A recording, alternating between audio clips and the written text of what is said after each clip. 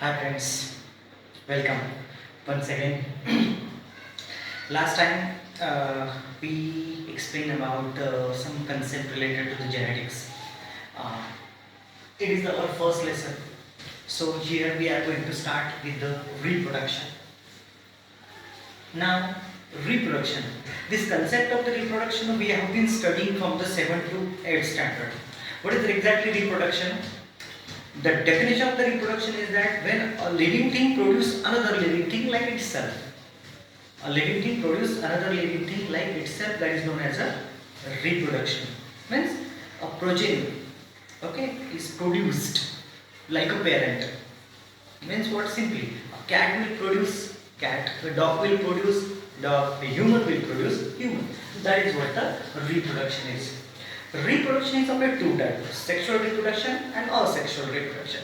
First here we are going to study about the asexual reproduction. What is asexual reproduction? Some characteristics of the asexual reproduction is the first thing that it involves single parent. I mean just like in sexual reproduction, male, female, okay, such a two parents are involved.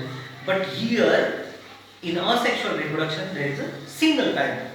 Second thing we can say, there is no fusion of the gametes or a sex cell. There is no fusion of the gametes here in a asexual reproduction. That's why the new cell or a new organism, that is a progeny, is exactly identical to the parent. Means it is a genetically identical and the morphologically identical. Genetically means genes wise and morphological structure. It is exactly or similar copy of the parent. Just like yes, we look like our parent, but we are not exactly Xerox copy of our parents. But when asexual reproduction is there and new individual forms, it is exactly Xerox copy of that parents, and that individual is known as a, what is that, clones. That individual is known as a clones. Okay. Now there are some methods of the asexual reproduction. The first method of the asexual reproduction is fragmentation. You know, fragment means cut into the pieces. Now these pieces can be done purposefully or accidentally. Suppose this is an organism, and if you cut that organism from into pieces, so suppose this is one of the piece. This piece has the ability to develop into the whole organism. That is known as a what it has fragmentation. And this types of reproduction or sexual reproduction is found generally in a spirogyra. Okay.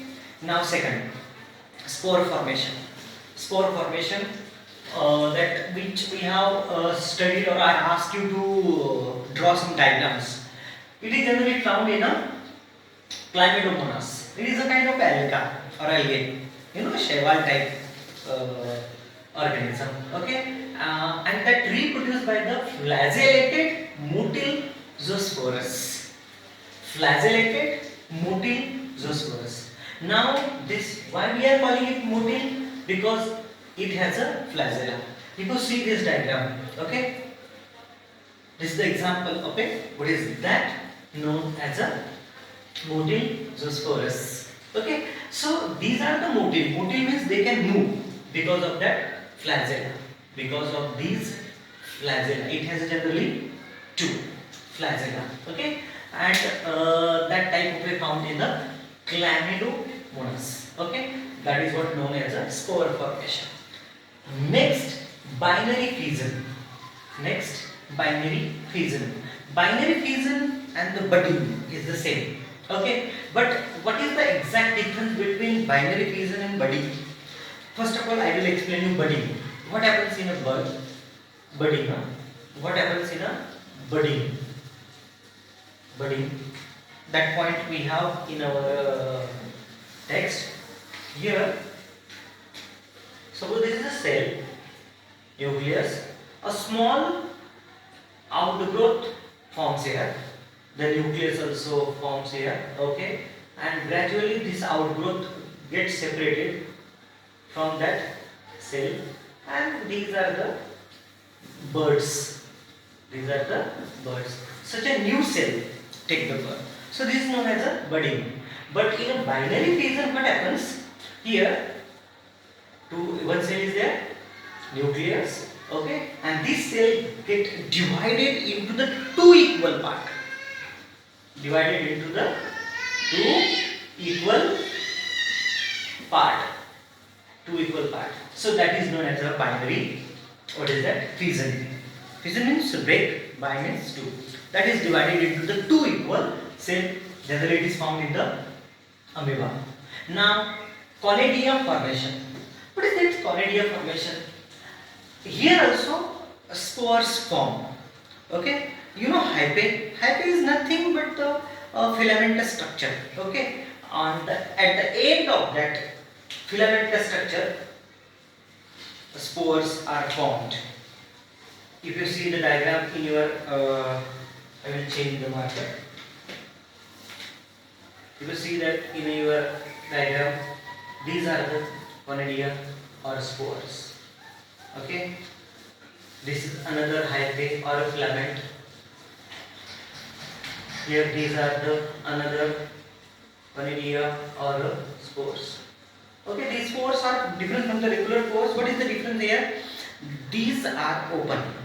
These spores are not enclosed somewhere. Okay, so that is what the conidia formation. It is the spores, and generally that is found in the penicillium. You might have heard the name penicillium. Okay, penicillium is the example of a conidia formation. Last from it, gemulous formation. Gemulous is nothing but also it is a cell structure. Okay, but it has a hard covering. It has a hard covering, and it is the dormant cluster of the cells. Dormant means what? You know, dormant when the cell is not active, and that cell becomes active when there is a favorable condition. When there is a favorable condition. So gemulous is nothing but the kind of a spore or a cell. Generally, it is dormant in an unfavorable condition, and when there is a favorable condition, for example, a seed is there, and if you saw that without water and so on, then what will happen? Will it grow? No, it will not grow because there is no favorable condition. So gemulous is also a cell, and that is a cluster of the cells. Cluster, you know, group of the cells, which is dormant. Dormant, which is inactive, and will become active when there will be the favorable condition. That is what the different methods of the asexual. Another asexual reproduction part is vegetative reproduction. Vegetative reproduction is what? Different parts of the plants are used to reproduce another plant or a new individual. First is that cutting. Where what happens here in a cutting, one of the part of that plant cutted, and from that cut part, okay, new organism develops. For example, if you must know, if you cut the stem of the rose, from that stem a new plant of the rose can be developed. Even the leaf can be cutted and can be grown. The example of that is Sansevieria. Sansevieria is nothing but a garden plant. You might have seen that generally in a garden, some long leaf plant.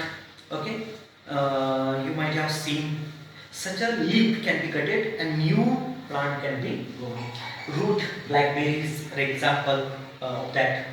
Then there is a tissue culture. What is tissue? We know that when the cells combine together, they form a tissue. So any part or some part of that plant removed, okay, in the form of a tissue, and that tissue can be grown. That is known as a tissue culture. Okay, another reproduction. Grafting. What is their grafting?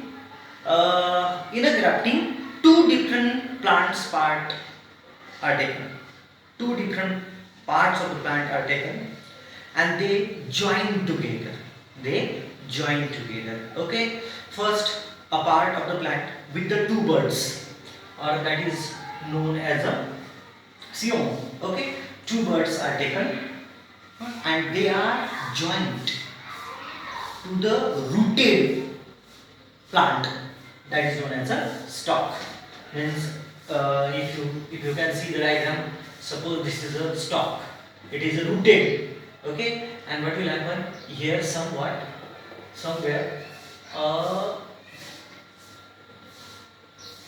scion will be joined here, having a two